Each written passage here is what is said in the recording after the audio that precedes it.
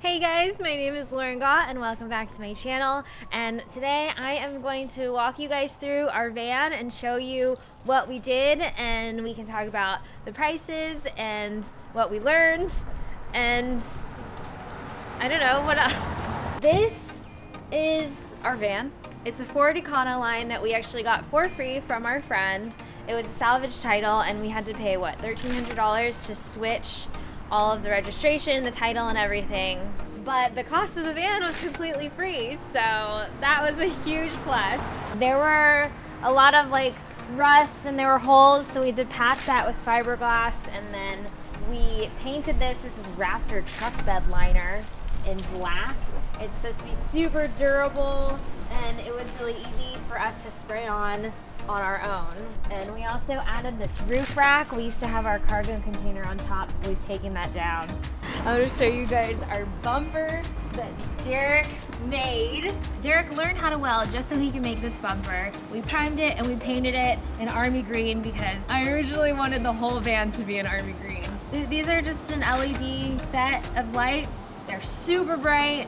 They were a major lifesaver when we were driving out in the middle of nowhere where it's pitch black outside. In the back, we also have another matching bumper in green. This is just a $20 backup camera that we bought, and Derek rigged it onto our hitch with these little L brackets. This is some of the soundproofing material that you can see us applying in our last video. I'll put all the links in the description section below. And then this is REFLECTIX that I just cut to fit our windows. There's little pieces of Velcro on the back to stick it on. So that way at night when we're sleeping, we can stick this on for some insulation and for some privacy. And then the store, I just put these two little pieces of Velcro on here so we can just stick it on, and it's a great place so it's not in the way. So there are some places that aren't finished because we were in a bit of a time crunch. We did this van remodel in about 2 months. So we made it so it was usable and drivable, and some of the finishing touches were left for later. This is our vinyl sheet flooring that comes in a roll. You can cut it with scissors, and we glued it on and stapled it on the edges. You can also see here we used 1-inch RAPTOR insulation for the walls of the van, and then this is a layer of hardboard that we painted and screwed on top. For our bed frame, Derek also welded these pieces. There's 4 total. They're connected here with a 1/4-inch gusset, and there's a plate on the bottom, so they're just screwed to the floor of the van. On top of our metal bed frame, we have a 3/4-inch Baltic birch plywood that we have our queen mattress on top.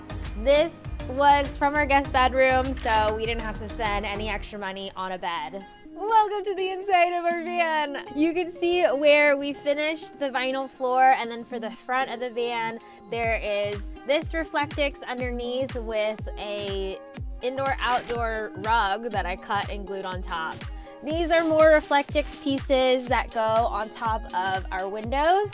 And then for the front windshield, we actually just used our sun visor for privacy. Here is our kitchenette area. It is unfinished. Like I said before, we were kind of in a rush to get this van ready to drive to Texas for the holidays, but we have the basics of what we needed. There's a metal frame that Derek welded with the same Baltic birch plywood on top to make a little counter tabletop area. This is a mini fridge that I got from Best Buy on Black Friday. This Aloha magnet I love because it actually came with the van when we got it.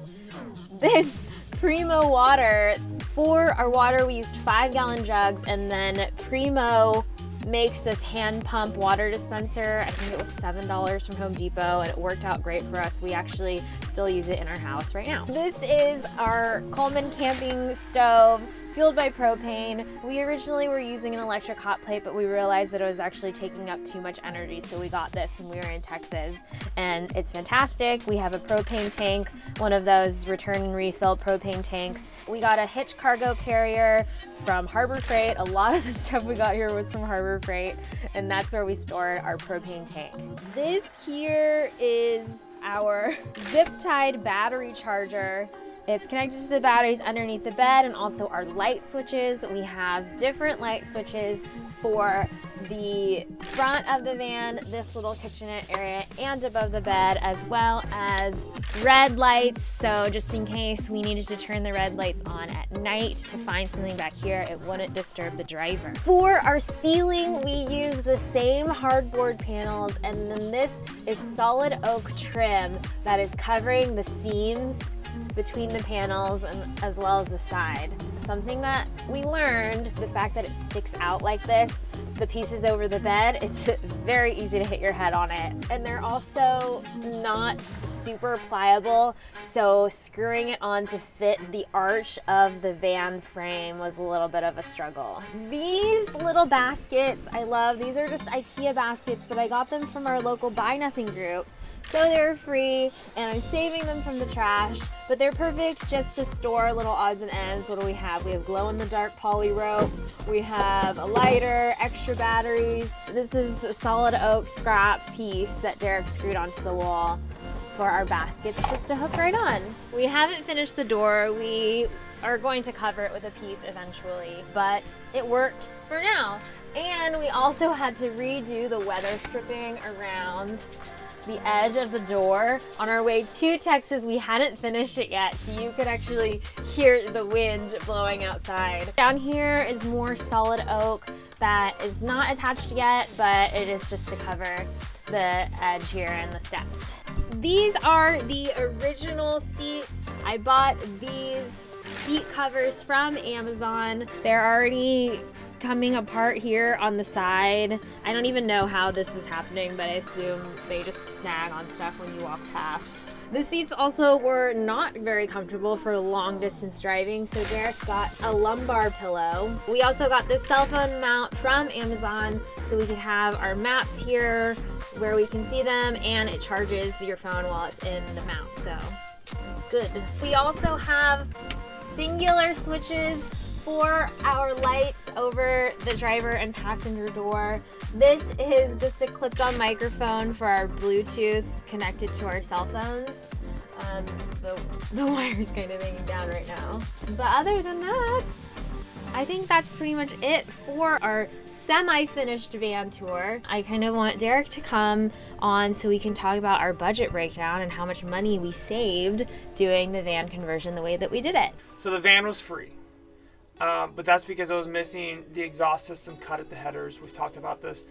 To replace all of that myself and weld it all myself, for the California compliant catalytic converter was like $650, let's call it $700 with tax. We put a cherry bomb exhaust in there because the old one was also bad. The cherry bomb exhaust cost like $50. Then we had, let's call it another $500 in like mandrel bent tubing. A lot of the underneath the floor, like all the random wood pieces I already had, so that was like no cost. Then the OBS, I'm gonna say they're probably like 30 something dollars, pushing $40. I believe the hardboard panels were $22 each, and we probably went through 6. The hard oak, we have a lot of it. We also still have spares.